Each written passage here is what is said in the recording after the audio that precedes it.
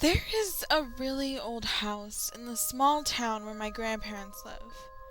A lot of the younger people in the town believe that the house is haunted, my cousin and I included. You see, this house has been there since the town was built, and has changed hands a very few times since then. Once was by the original tenant, Peter Little, and then again once or twice by a few other people.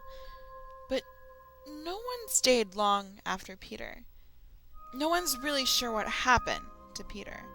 One day he was out running errands in town, talking to the other residents of the town, visiting friends, and then the next day he was just dead. After that, people from the town began to avoid the house. They didn't trust it, and rightly so. No one would buy it anymore, so it's been empty for many years. But being curious young girls with a love for the supernatural, my cousin and I decided to investigate the house. We were young then, barely 9 years old, and we didn't think anything would happen.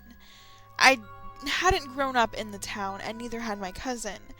We were there visiting our grandparents over summer break, and since it was a small town, there really wasn't much to do. And so my cousin Mackenzie and I decided to do some exploring. We were bored and young, and thought it would be a good idea to check out what was so interesting about that house. Why everyone was too scared to go inside. And oh, did we learn why. Kenzie, this doesn't seem like a good idea. What if Nanny and Grampy find out? They'll kill us, I exclaimed as we stood in front of the old white house, which had gone brown over time. The overgrown grass and the lawn tickling our knees, and the bright sun burning our bare shoulders.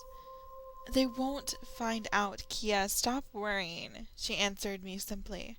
I mean, who's gonna tell them? You? Me? No, it'll be fine.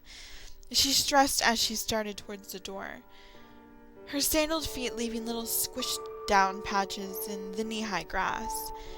I'm still not sure about this, Kens. This doesn't seem like a good idea, I said softly as we crept towards the door, which hung slightly sideways on its hinges, brittle and rusted with age.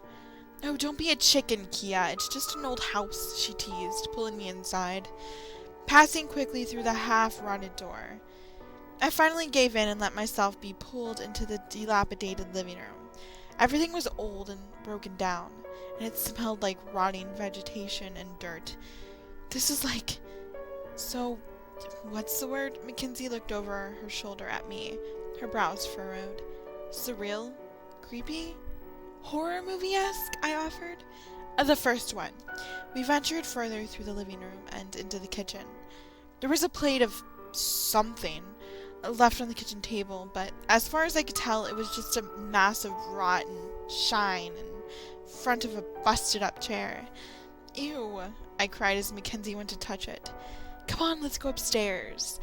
Maybe we can see where that guy died, Kenzie said excitedly, grabbing my wrist.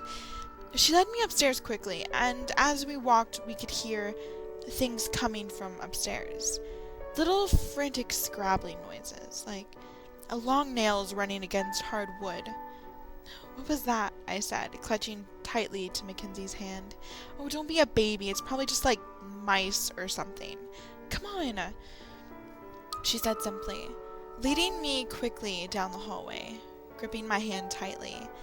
The floor was creaky and unstable beneath our feet, the boards bending ominously as we made our slow trek down the hallway.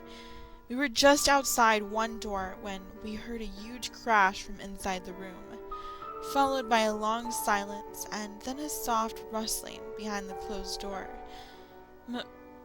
Mackenzie? I think we should go. Shh, be quiet, she hissed as the door slowly crept open. Mackenzie, I cried softly as she snatched my hand and tugged me into another room across the hall from the slowly opening door. Our door had just closed when the one across the hall opened. Through the small crack where our door didn't quite meet the frame, Mackenzie and I saw something exit the room. It was small and covered in thick, dark brown fur. Its mouth gaped slightly open to show bright white razors for teeth. the tips stained a rusty brown red. I bit my lip to keep from crying out of the sight of the creature. Mackenzie was shaking behind me, gripping tightly onto my tank top. I could see her hand on my side, and her knuckles were white from how tight her grip was. Finally, after what seemed like hours, but was really and honestly only maybe 5 or 10 minutes, the creature went back into the room it had come from. Kenzie and I waited a moment before slowly venturing out. We crept slowly and quietly across the floor. We were almost at the top of the stairs when the door flew open, revealing the creature yet again. I screamed and rushed down the stairs, Mackenzie on my heels, only the creature's steps behind us. As we reached the ground floor, I grabbed her hand and pulled her roughly towards the door, yelling incoherently at her to move faster. She gasped out something like, "I can feel its fingers on my leg," but I couldn't be sure. That's what she'd said. My heartbeat was way too loud in my ears to hear properly. We burst out the door, just as Mackenzie screamed in pain. We hit the overgrown grass and kept running until we reached the sidewalk, clutching tightly onto each other and crying. We collapsed onto the pavement in a heap, breathing hard. Mackenzie was bleeding from 5 or 6 razor-thin cuts on her calf and ankle, staining the back of her white sandals a brilliant scarlet. After regaining our breath, we stood and started back towards our grandparents' house. But as we walked, I glanced back at that creature, and that creature was staring out the window at us, white teeth gleaming. It raised a paw, as if waving, showing white talons, gleaming with my cousin's blood. I've never gone near that house again, and I do not want to. Mackenzie and I learned our lesson that day. Don't mess with things you don't understand.